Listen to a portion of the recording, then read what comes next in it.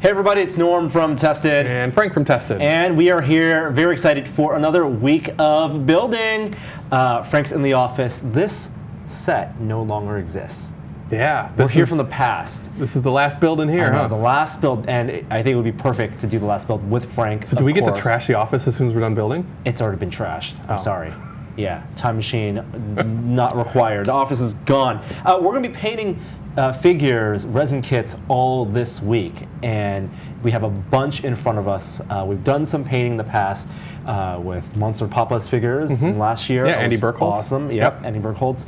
And we met some friends at Monsterpalooza this year, and our mission was to go and find some kits to paint. That's our mission, like every convention we go to, is find kits to paint and things to build. And it's cool because these are kits that, if you dig through the internet, you can find them online. Like, a lot of these artists, so super talented, but just don't have a lot of exposure. Well, a lot of them, I've actually was introduced to them through Instagram. I started following them on Instagram, and that's how I knew that they were around. Cool. So let's introduce you guys to the first kit that we're going to paint, starting off today. Now, the whole week we're going to be painting all these kits, but today we're going to start off with these skulls. And we'll show you the skulls. This guy, designed by Dominic Qwek. Yep. He is an artist, works at Blizzard. Blizzard, I think. Yeah. So digital artist. Yes. He models completely in computer, but then 3D prints and then molds and casts his original creations. These are great. These are some of the cleanest kits that I've ever seen. They come in. There's a couple of parts. The jaw, the top of the head, and then the base. And they fit together so perfectly, and I can't even find where the sprue holes are or anything. So whoever did these, whoever cast these, kudos. Right, like when we talked to Adam about garage kits, when we've done a few of those, you look at them and sometimes they're using like molds that are really old. They're doing, or they're not. Molds break down over time, and you try to do a run of 50 pieces, and all of a sudden seams aren't lining up. But yeah, these kits from Dominic are beautiful. And just look at like the design of this. They caught my eye at the show because one, they're nice, like a really good size, like for a skull. Yeah. Like this is maybe like quarter size skull, and then they're like nice alien skulls. So like all these sharp points. Like how would you even go out molding this? Could you do this in one mold in the front? Yeah, it's probably. I would guess it's a 2-part mold. Yeah, front and back. That would be my guess, but who knows? Very cool, and they come with a nice stand. Which maybe will help for painting. And you don't have a removable jaw. No, I don't. I chose one that was easier for me. No removable jaw. Well, I'm gonna paint these parts separate and then put them together after, so that way I could paint all the detail inside. So because there's skulls, there's maybe 2 or 3 colors. How do we start doing this? And what are the tools we're using? Well, for this one, I would start like usual, just starting with some washes. We usually end up going to brown because brown's a fun one to go to, but I think I want to try something completely different on this. I'm gonna try to not use brown on this project. All right. I might fail at that and have to go to brown, but I'm gonna try and not use brown. All right, and then how about this? That's a like totally valid way, and I think it's really cool. I'm gonna go for just a simple how to make this look like a real skull, and see if you can walk me through it. Yeah, doing the washes of brown, where you scrub the brown into the detail and then wipe it off. The dark brown. And then maybe do some dry brushing on top to kind of give it, like skulls have this weird like opaque, like a very calcium-y feel. So you could dry brush on top of it, and it's okay that it's not a translucent color. It's real. So maybe like a lighter gray, or maybe that skull is not a traditional calcium, like whatever. Maybe it's a metallic, so I don't know. Now, the color of this resin that it's tinted in, how's that going to affect where we want to start?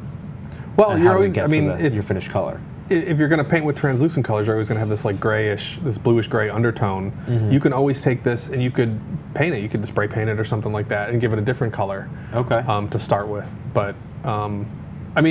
Thinking about these things being aliens, and maybe they are like a metallic-based alien, I think you should try and make it like almost like rusty. Like think about like when a human like calcium bone deteriorates, it gets kind of corroded, and it's like. But if that's a metallic base thing, then maybe it gets like those skulls get rusty. All right. So try and think of a cool backstory of why these things look this way. Always having all those sharp points, like if that was calcium, that would be, you know, kind of fragile. So maybe it is metal. I don't know. I just thought of that. I'm going to come up with a story first. It's a very, very good story point. it up. Now we have airbrushes. These are the same water compressors, and we have some new airbrushes that we're going to experiment with. So we picked up this one for you to play with. It's a single action airbrush, where the other ones that we normally use are double action, where you push down for air and pull back for your paint flow. This one, when you push down, that's air, and you can dial your paint flow with that little knob on the back. So you can set how much paint's coming out all the time. So if you're, you know, I don't want to say less coordinated, but sometimes it's just easier to have that already set. So you can try dialing that, and then you don't have to think about the pullback, which is sometimes a little tricky when you're doing like fine details and stuff. I like it. It's kind of like the noisy cricket from Men in Black. It is. It's your noisy cricket. I have one of those at my shop also, and I love it. It's got a little bit larger needle, so I can paint with a little bit thicker paints. I love that airbrush. And then I also picked up this one's called a Custom CS. And this one has a larger cup on it, and then it's got a larger needle also. So it's the same configuration as the Revolution or the Eclipse, but just bigger cup and bigger needle. Does the bigger needle change the way paint flows through it, or does it change the type of paint you can use? When you have a smaller needle, like there's another one that they have called a Highline. It has a smaller needle, so you could paint like real fine details real nice. I usually don't find a use for it because you have that small needle. It'll clog a little bit more when you're using thicker paints. I can usually get that same kind of control out of a big needle, so I want the bigger needle so I clog less and can run crazier stuff through it. All right, and then the actual paints we're using, of course, we have Tim Gore's Bloodline paints. Yeah, love these guys. We got a bunch of the ComArt paints. Okay. These are the ones I think Iwata puts out. Very cool. So I have all the opaques and stuff, and then we have our wipes. Do we have paper towels? No, we do need paper towels. We'll grab some paper towels. I got a couple of brushes so we can do some dry brushing. And then and then we got other kits for the rest of the week too. Yes, that's right. So we're going to start with the skulls, but the rest of the week untested. We also picked up these kits from Monsterpalooza. These are like boar creatures from an artist who goes by Miss Monster Mel. Yes, and we'll have our Instagram link below. Really creative stuff. I love the translucent resin. And ours are different base colors. You have a brown, and I have a purple. I got brown. You should have brown. I like the purple. I like the purple. And then you have one more. And then I have one more kit because I usually end up finishing early. An artist named Sandy Collora is doing a Kickstarter to make his creature movie again. Not again, but he did the Kickstarter once before, and it didn't reach its goal, so he's launching it again, and he gave me one of these things, so I'm going to paint this. Sandy Collora of Batman Dead End. Batman Dead End, Sandy Collora. Fan film, which Frank worked on. I worked on Dead End, yes. Yeah. And now I'm going to work on Shallow Water. Sandy invited me to help do some creature suit stuff on that. Sweet, you can check that out. All the info is below, but let's get to painting. All right, washes first. So washes, and I'm going to request if Joey could grab some paper towels. That would be awesome also, because we forgot to grab them. We forgot paper towels. Okay, brushes. I'm going to grab a brush from you, thank you. There you go. And then I'm going to get brown. We should probably get a little bit of water. We're so unprepared. Here's some cups. Thank you. Let's see. I'm going to maybe do like a purpley red. So because what I want to do with the first wash is to get into the nooks and crannies. Is that the idea, right? Yeah. So this is the opposite of dry brushing, where dry brushing, you're accentuating the edges. Yeah. Here I'm getting into the nooks and crannies, and I want to pull that off, but let the other... Thanks, Joey. Thank you, Joey. Let the paint sit inside. Yeah. Okay, cool. Kind of bring out what's already in the sculpture. Let me have a couple of those. Yeah. Napkins. Napkins. There you go. The high-tech napkins. All right. So I'm going to pick my dark color for that wash, and diseased umber or a burnt umber. Surgery, see, that's not... wow, you're already going for it. Just running with it. I don't know. I'm starting on the back in case I don't like what I do for some reason. No, I like it. Yeah, if you're kind of guessing at something, maybe, you know, trying a different color or trying a different technique, if you paint on the back or like the bottom of the foot or somewhere that might not be so prominent, it's a good way to test an idea. Decay. Now, you're more familiar with the Tim Gore colors. Oh, I usually have the little list with all the... I know. Just squirt a dot out on the paper. That's what I'm doing. I think I'm going to use Diseased Umber to go. Diseased Umber. Oh, no, Diseased Umber is more green than I would like. Is it? Well, you got to smear it. Yeah, so I'm doing. So Decay is more brown, and Surgery Sin is a lighter brown. So I'm going to go with the Decay. You got to think of your back. So what's your backstory? I think it's techno-organic. Definitely, I want to go more organic. It's an alien that maybe has implants. Ooh, implants. There you go. For the whatchamacallit, for the more metallic parts. All right, so I'm gonna. So there'll be sections of it that'll be metallic, and then sections of it that'll be like regular calcium like bone. Maybe this outside bone structure can be more metallic. Oh, yeah, there you go. That's cool. All right. I'm just gonna try this side here first.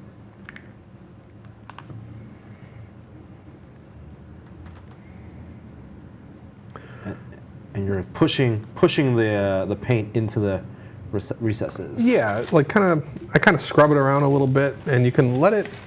You don't have to like. Some paints dry a little quicker than others, so I'm letting mine kind of sit, so that it dries and stains up the plastic a little bit.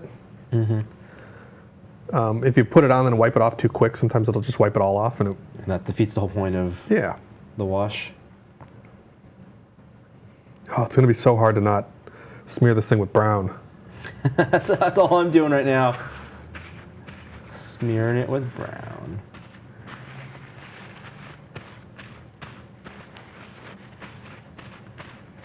Let it sit for a second, and then Yeah. So see, mine's starting to get like a bit of a purple stain to it, with all these like reds. do we have opaques, or are we? Yeah, there's some opaques in here. This red that I'm using is a little translucent, but some of these over here are opaque, so if there's something you want. Here's an opaque raw sienna. I don't have any darker browns that are opaque. And if I wanted to change the tone of this away from what the resin color is, do I do the opaque?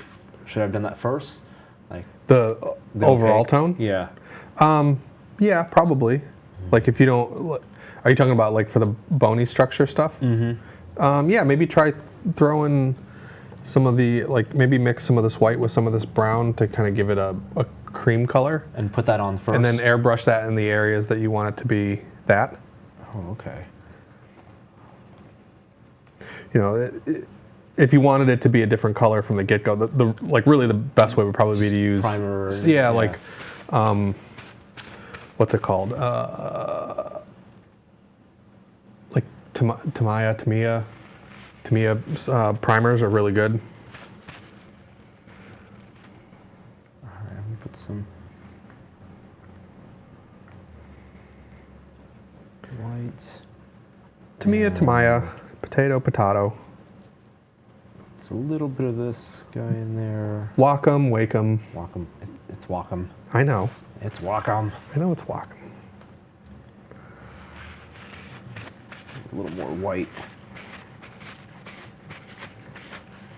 I've been wanting one of those Cintiqs forever, but I keep seeing all these things about the Apple Pencil and the new iPad. I mean, so my takeaway from that is, having used the Apple Pencil and not being a professional artist, the things you can do, like the Apple Pencil feels great, but you're not going to be able to export and edit in Photoshop the way you would a Cintiq. So if you work in Photoshop, you should use a Cintiq. I mean, Apple hasn't come up with a way to link their and they're third party. tablets to There are third-party programs to do it, but they're not. They don't tap into Apple's like the fast responsiveness API. Oh, there. Let's this one drop of searchers, yeah. So it's not as going to be. You lose advantage. Gotcha. Man, how do you find the color you want? It sounds like. Maybe put some more so white much, into that. Yeah, so much of the work is just. Yeah, picking colors is half the battle. Mm-hmm. That's why using things like Tim Gore stuff like kind of takes a little bit of the guesswork out sometimes. Because it's closest to because it's already formulated as colors that he normally uses like on an everyday basis painting stuff. Mm-hmm. And then also, like people who I know do model kits and they're making their own colors, they basically have to do the recipes, take notes, really detailed notes on the go. Because if you're experimenting and you find something you like, you need to know how you got there. Yeah, but you know, the more you mix color and the more you get used to like playing with paint, you know, you get used to kind of having that like second sense of what color you need to add to get to whatever is in your head. You know what? I'm just gonna go with the white because I think I browned it up too much. Looks too much like a skin tone. You gotta be careful with putting white because white, if it's just straight white, like it just looks kind of Chalky? I typically try to avoid straight white and straight black in anything. Okay. Not to say that there isn't, you know, a time and a place for using straight white and straight black, but same thing with adding white and black to colors. You know, if you add white, it ends up looking Too like fake. pastel-y, and if you okay. add black, it ends up looking gray. So, I mean, that's just kind of an observation, or not necessarily a rule of thumb, but something that I do. So if I can make the colors that I want without using black or white, that's usually what I do. Like when I mix, if I want stuff to be lighter, a lot of times I'll use like unbleached titanium, which is like kind of a cream-ish color, like a really pale cream. Or if I need to make something darker, sometimes I'll use Payne's Gray, which is kind of a blue-black, so you have to be careful, but you know, you can get away with a lot of stuff with Payne's Gray before you actually hit black.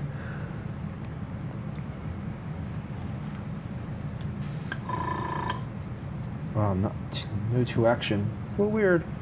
You gotta get used to dialing it. Yeah, so I'm dialing. Put it all the way in. Yeah, Yep. turn it all the way tight, and that's none. Okay. So you could press on the button and slowly undial it until you start getting a little bit.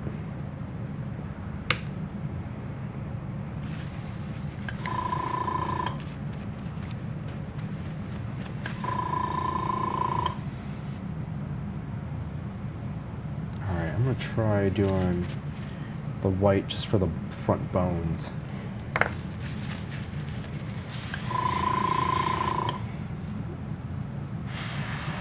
And you can also dial down the pressure on your paint. Having a lower pressure might help. So with this compressor, let's see. There, it's down, and then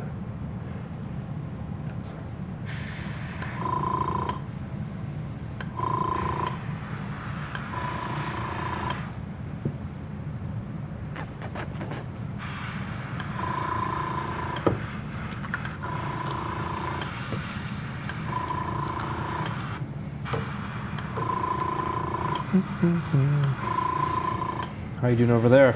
good. I got my washes of reds all in, and now I have to decide what my next color is. Maybe I'll do. Can't do brown. No brown. I know. Maybe I'll try blue. Red sounds like a really good place to start. Yeah, why not? I don't know.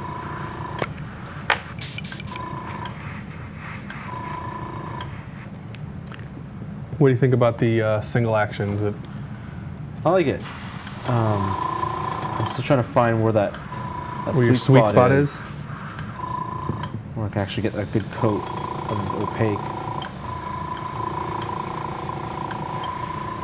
Sound of airbrushing. clatter of the compressors. Hey, so we did a shop tour of your new workspace Yeah. a month ago now. People were asking, what compressor did you upgrade to? Well, I'm not, since we're filming this in the past, I'm not sure that I've gotten that compressor yet. Okay. Right now I have maybe like a 18 or 20 gallon, like just Harbor Freight, whatever, like nothing fancy. But I want to get one of those big, like 50 gallon stand-up guys. You know, they have them at the Depot. They have them at Lowe's or Craftsman. Like every company has big giant ones. So is it more about capacity? Yeah, it's about having the capacity and having finding one with a motor that's probably not going to burn out too fast. I've also been thinking about just buying a compressor motor and putting it on the roof.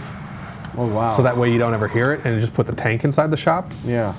Because I could put the compressor up, on top of the building, and then we never have to hear it. I just have to build a box to put it inside. I don't know.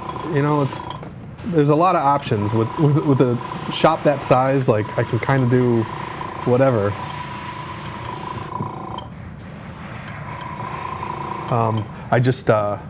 I guess since this is in the past, I just picked up a vacuuformer. Nice. So I got a big 2x3 vacuuformer, which Adam's letting me use from his shop. Nice. I've had a small vacuuformer up until now, but now I got a big one, thanks to Adam. That one's a tricky one, right? What? Is that the one that the fuses go out? Yeah, his heating elements draw a lot of power, so if he turns them all on at once, he warned me that it'll pop the breaker. So we'll see. We'll see what happens when I put it in. Like I also have where it's going to go in the shop is where I have a 3-phase line, and that 3-phase line is in there for when I get the spray booth. So for now it'll be on a panel on a box with a panel with tons and tons of power. So I don't think I'll be popping it, but we'll see. What do you get a vacuum for him? What do you? Maybe we'll vacuum foam some stuff for the Martian suit. I don't know. Maybe we'll vacuum foam the domes on that. Yeah. Possibilities are endless. It's gonna be I'm not getting a solid enough coat on this. You gotta build it up. Let me see what you got there. Here, see this? We tried dialing your thing.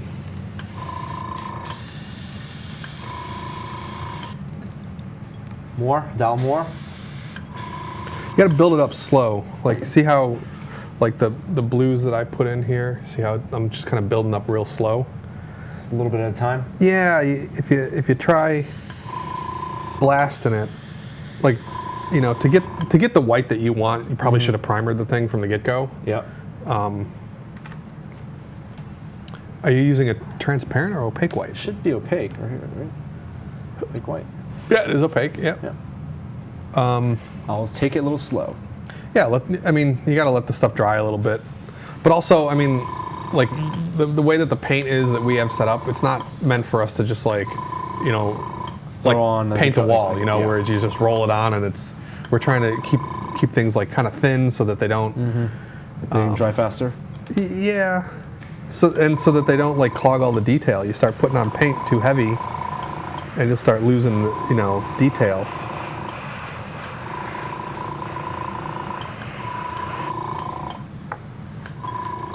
I'll mix up more of this white.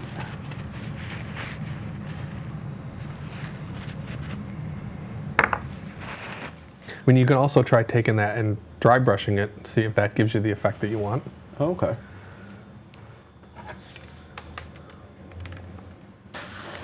So go back to the the washes first. Yeah, maybe.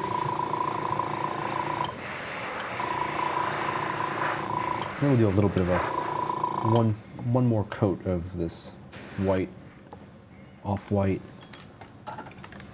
as a base. I kind of like the way this thing looks. It's kind of neat with the reds and the blues. Oh, I'll post a picture.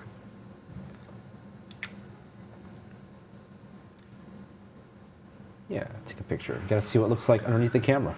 Yeah. I want to paint his teeth. You know what? We don't have any metallic colors really.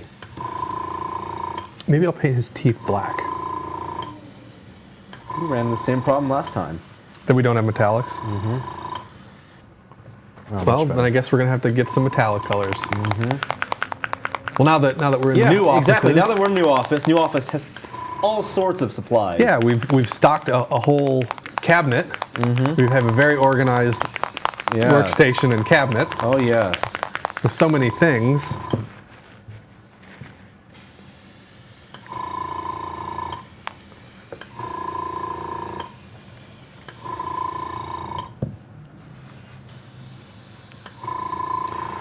So much room for activities.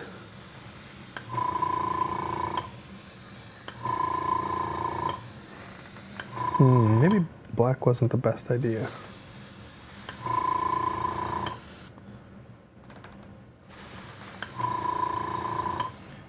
So what are some projects you've been working on or looking forward to working on? Is this coming out pre or post E3? This is coming out, say that's a very good point. Yeah, there's so many things that I'm working on that are E3 projects that I can't talk about. Yeah, nope, let's not talk about that then. But Tested is going to be covering my E3. Yep, at least one of my E3 projects. Definitely be at E3. Definitely did some cool stuff there. I may be building some realistic gorilla suits. Ooh.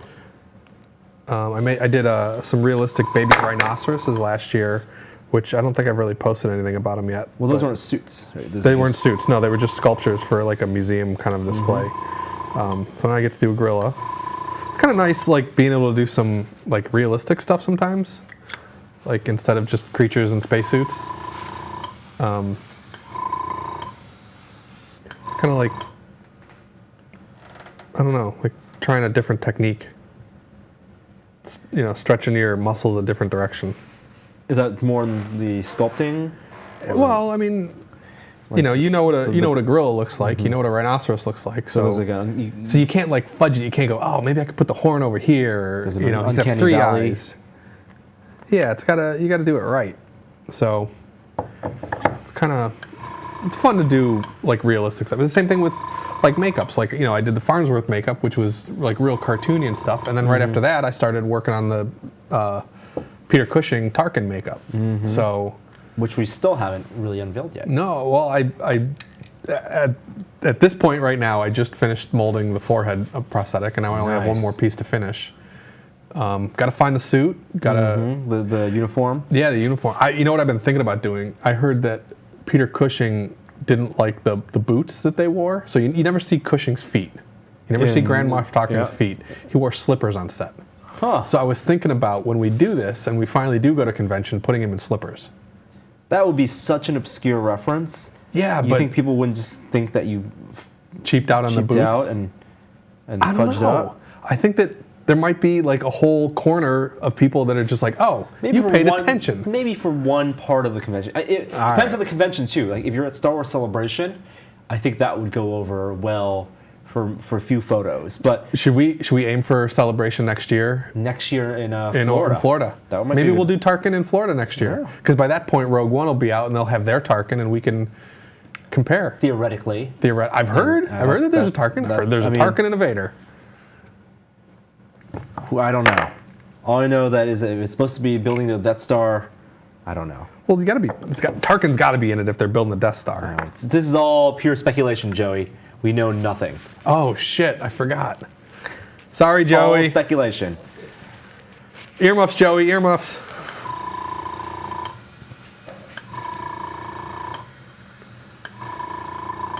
Let's not talk about films that we know. I don't know. I honestly do not know anything about outside from the trailer. Yeah, neither do I.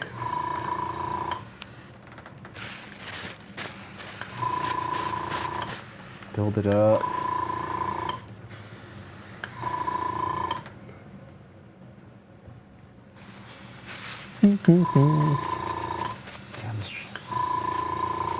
This might take too long, actually, just to get that white coat on mine. Yes.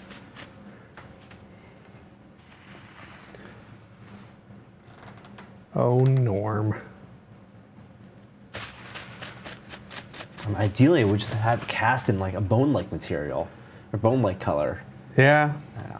Yeah, now you gotta wait for all that to dry. Actually, it looks kind of cool with the way it's like kind of settling funny.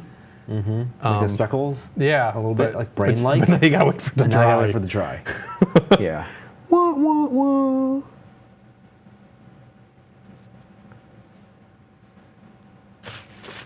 How is it going on yours? Good, good. Still just rubbing some reds in here. So if you're not using any browns, red and blue, what are your other options? Green, Yeah, I just kind of go through all the Black. primers. purple. You already got kind of a purplish. Yeah, well, it's purple just because there's so much red and blue cruising in there. Oh, let's look at it's kind of neat. Looks like kind of meaty. I don't know, like what would it be if this was, you know, like what kind of, I don't know. I'm just gonna keep painting. Keep painting. Just keep painting. I don't. Just keep painting.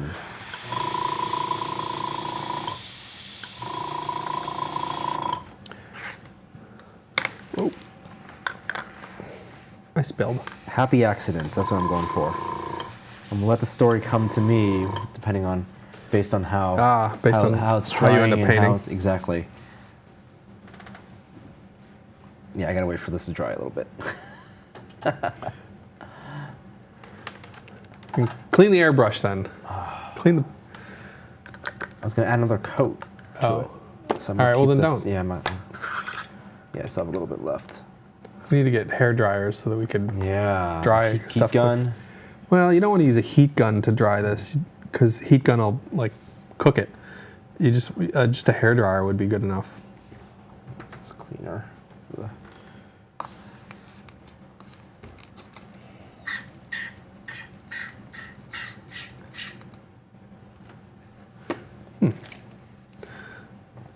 Do you have kits that you haven't built, that you haven't assembled and painted? Well, I still have that the Pat shop? Labor kit, which I started a million years ago with the you. Gundam, the Gunpla.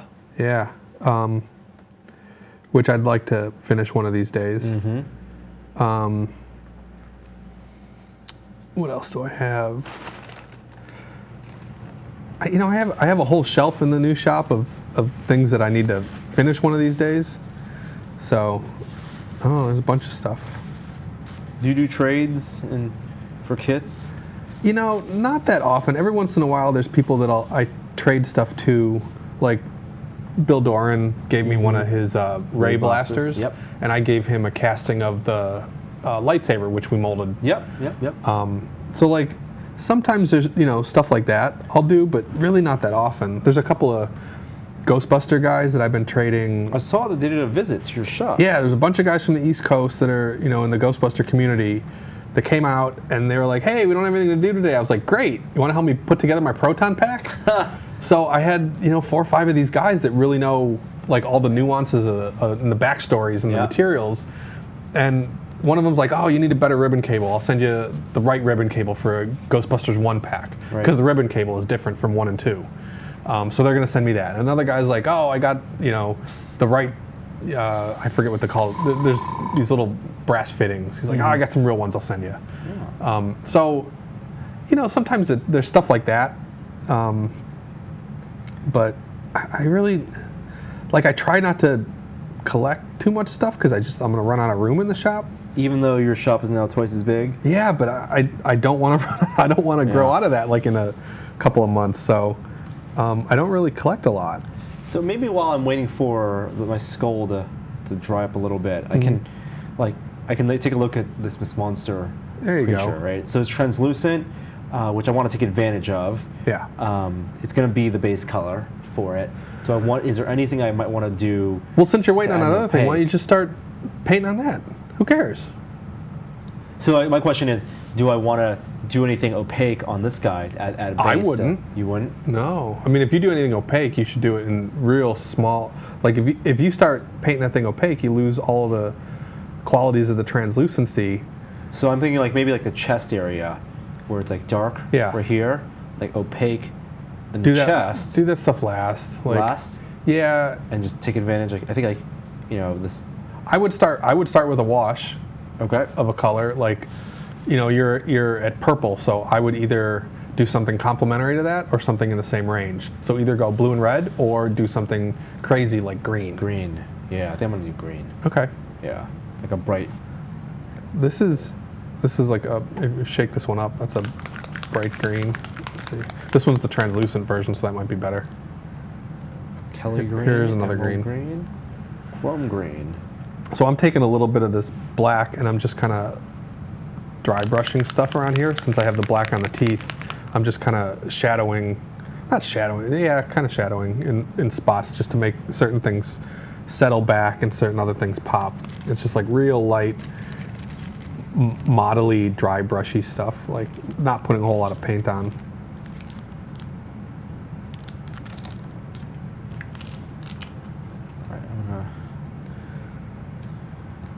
There's like if you use a combination of hand brushing and airbrushing, like you can kind of blur the lines of what's airbrush and what's hand brushed, and that's somewhere I like to live. You know, if it looks too airbrushy, then it just looks, you know, it looks like it's airbrushed, and it's, you know, whatever. That's, I don't know. There's something nice about where you're like, oh, was that hand brushed or airbrushed? So I guess that's what I'm kind of doing now. Making your hand brush look like it could have been airbrushed. Yeah. What are the qualities? How would you describe? Well, what makes hand brush and airbrush look different? Well, hand brushing, there's like I'm just kind of putting this stuff on so light and like kind of scrubbing it in, so it's giving it its own kind of organic patterns and textures. You know, when it's airbrush, it's kind of like it's all going like straight in, so the paint's all coming from the same spot, and it's an even pattern. Like, you know, you can get airbrushes that will airbrush spattery, or you can tune your airbrush to kind of spatter, which kind of helps give a little bit of a breakup. But you know, it's not too smooth transitions. Yeah, it's like you have to find a way to not make your paint jobs look contrived. Does that make any sense?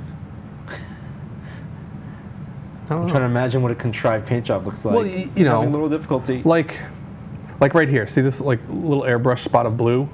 Like you can see like my path of my airbrush made this shape. So you go, oh, he made a brush stroke right here, or a, you know, so you don't want to see the brush strokes or the airbrush paths, or hide the work. Yeah, make it look like it just kind of naturally happened that way. You know, same thing in sculpting. You know, like when you're sculpting and stuff, you don't want to. You hide the tool paths. Yeah, I mean sometimes things that are kind of like sculptorly, I guess it's nice to see those tool marks. Like if you think about like large scale bronzes, a lot of times you could see all the tool marks in the bronze, or like the mushed clay, you know, like fingerprints and stuff like that. But I don't know. Maybe I'm not making any sense. No, I can. No, I get that. I can see, like, in a bronze sculpture, you kind of want to see, because you know the medium. Yeah. You're not hiding. It's not supposed to look like a real person or something, right? Like, it's supposed to be evocative. It's a bronze sculpture. Yeah. So I guess it's just kind of same thing with paint. Like, do you know, to paint something and hide your brush strokes and your airbrush paths and make it look like it just kind of naturally evolved that way with those colors and the color blends, and I don't know. It's a fun challenge to try and find that balance. You know, really good airbrush artists can airbrush so that it looks like it was almost hand brushed, and vice versa.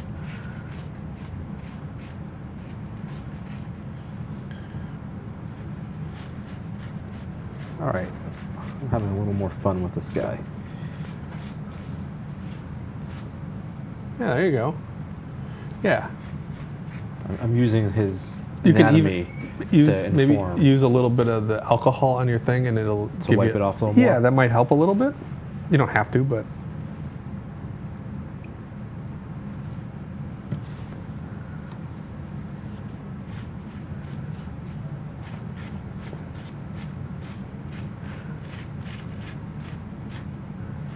Yeah, I think adding these black washes is helping these blues kind of pop and kind of move. Like I put the blues like just in some spots, and then like doing all these black washes is kind of making it look less airbrushy now.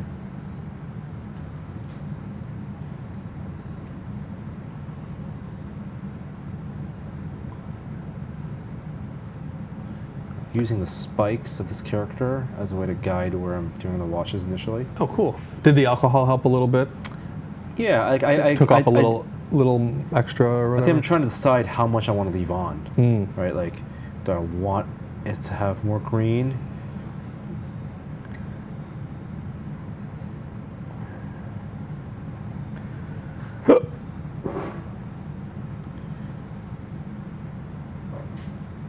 Or do I want to let the purple show more?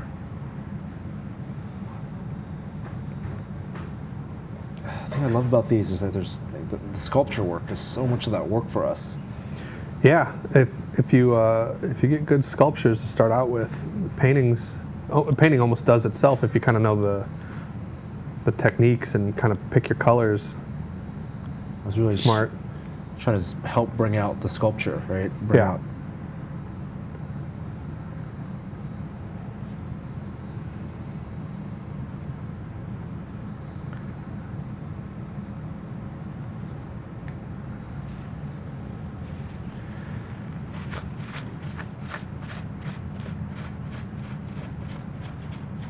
Yeah, you know, working on that proton pack the other week in the shop, and starting to put the electronics and the lights and the speaker and all that stuff in it. That thing's freaking heavy. Yeah. You know what? Are you going to use a display piece, or is this going to be your? I don't think I want to wear it at a convention. It's like heavy. That's why those guys always look so sweaty. I think I want to. You know what I want to do is I want to foam fabricate one, build a very closely accurate build of a foam one, so that way I could have my convention pack. Your stunt pack? Yeah, my stunt pack. My drinking pack. Your drinking pack. Yeah, I don't want to go knocking over into things and you need to put in some alcohol in there. put in a Camelback inside of it. Yeah, that's right. And then the proton wand dispenses the Yep. beverage. Exactly. There you go. Now we're thinking. Now you're thinking. Actually, I'm going to go with a different. Let's see. I'm going to go for.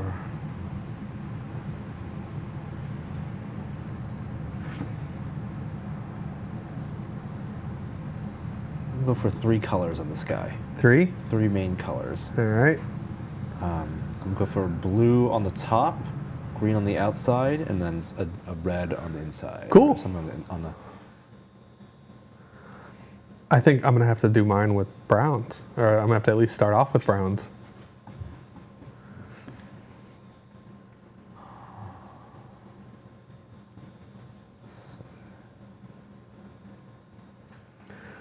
So I guess the lesson here is when you're airbrushing stuff like that and you don't have a hairdryer to speed stuff up to dry. Have multiple projects. Totally.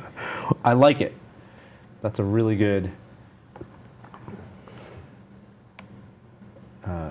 pro tip.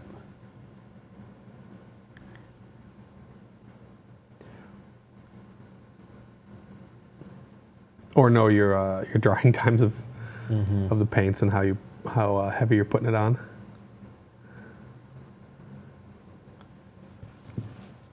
Oh, now he's looking more like Joker. I don't want that. Oh no. That's not what I was going for at all. I'll make it work. When does the Suicide Squad come out? I don't know. I'm interested because I like the director. Who's directing it? David Ayers. What did he do? Training Day. Did you see Fury? Yeah, the tank movie? Oh, I thought Fury was great. He did Fury. I think that the trailer for Suicide Squad is really, really good. Which one? The most recent one. Queen one or the one that came out with Batman at the same time as Batman vs Superman? Both of those trailers have used like interesting song selections. Yeah. Again, movie's not out. No, the movie's not out. I'm just saying, like, I'm very much on the wall with whether I'm interested in Suicide Squad. But whoever cut the trailer, like that trailer editor deserves a trailer editor Oscar. Do they have awards for trailers? They should. Most deceptive trailer. Trailer looked awesome. Movie sucked. Yeah. Or worse. Yeah, that's a if a trailer good movie sucked. You should get an award for helping sell the movie. Right. Like you did your job. Trailer that told you absolutely nothing. There should be an award for that. Should be an award for the trailer that showed you the whole stupid movie, and now I don't have to go watch it. Yeah, that's too much, right?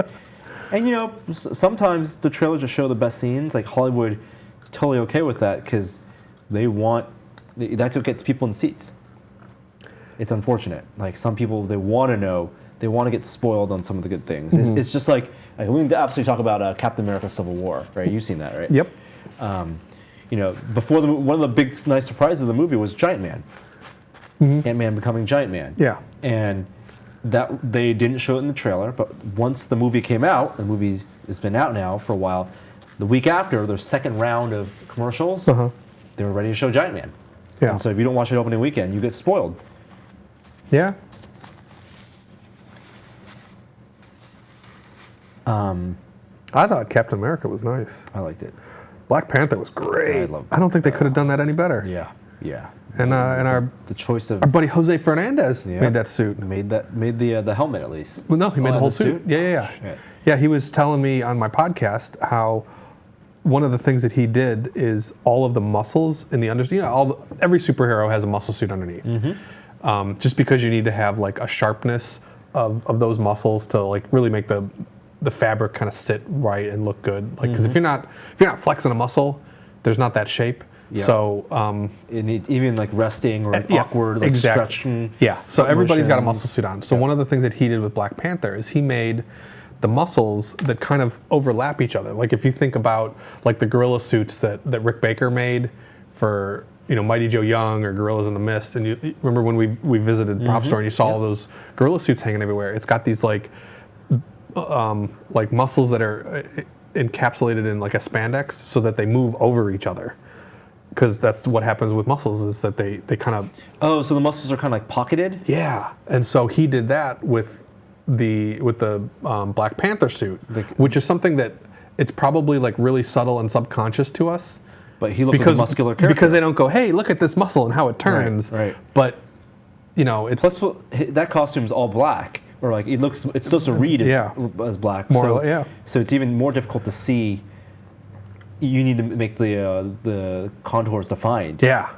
So that it's pretty interesting, like just the technology and the thought that Jose and his crew put into building a suit like that. So it's neat. Some might say that it's overcomplicating something, but I think that it's that kind of like pushing the the scope of what you can do. I don't know. I like it. I think it's definitely appreciated. I think it's underappreciated. It is appreciated by those in this room. Yeah. So.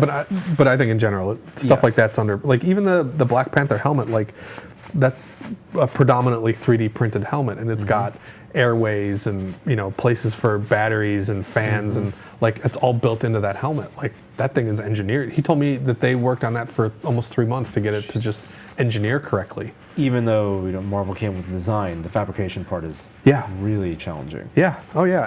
Executing what somebody like drew is sometimes hard. Especially if the designer just wants to make it look cool or just like.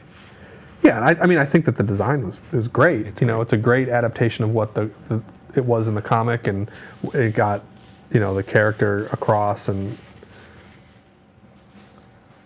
yeah, it's neat.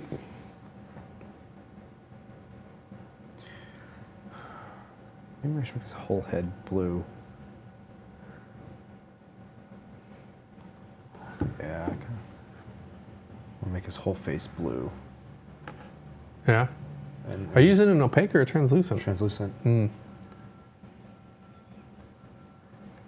I'll make his whole face blue and just have green on the arms and then red at the bottom. I'm going to take another photo of this guy. Documenting your work. Yeah, just so people can see the Progression. yeah, some of the How you feeling on that guy? Color You mixing. getting close? yeah, I'm doing pretty. I think I'm pretty good. I don't think I'm close to being done yet, but it's getting there.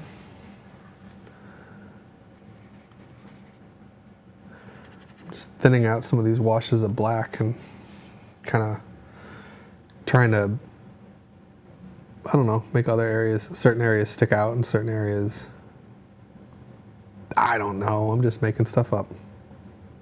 Making up as you go along. Why not? Nothing wrong with that.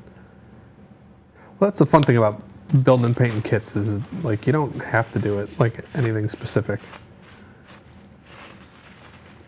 I think there's generally a fear of mucking it up.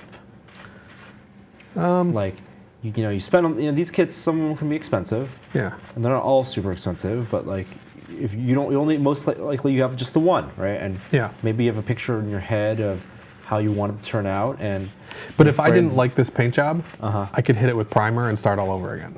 oh, okay, Like once this is all dry and everything, like you would lose the you would lose a sculpture tiny detail. bit of the fidelity in the sculpture. I mean, there's a lot of really nice subtle stuff going on in this, but it's not the end of Would the you world. strip it? Probably.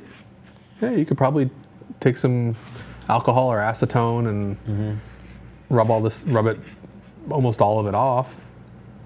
You know, I mean, what's the worst? What's the worst that happens other than wasting a couple bucks on a kit and some time on paint?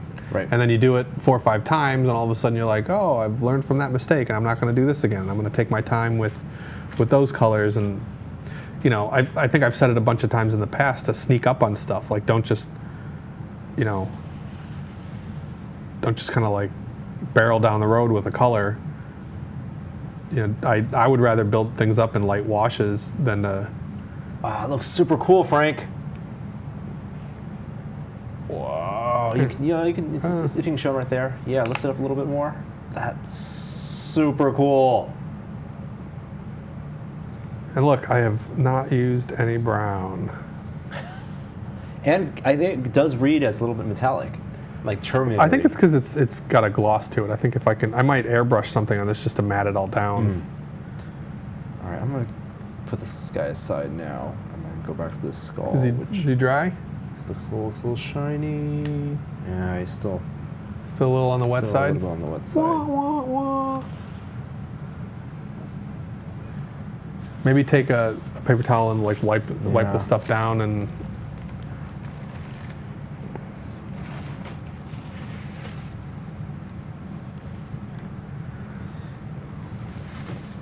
We'll see you smear color on your Monster Mel one. I can't wait to jump onto that one after lunch.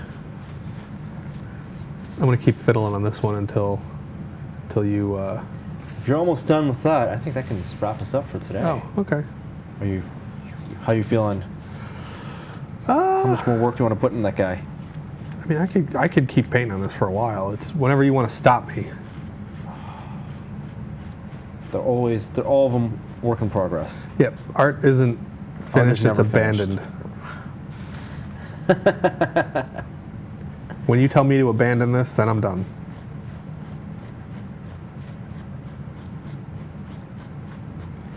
All right, I think it's time for you to abandon it. Oh. At least for today. Maybe we'll change your mind tomorrow.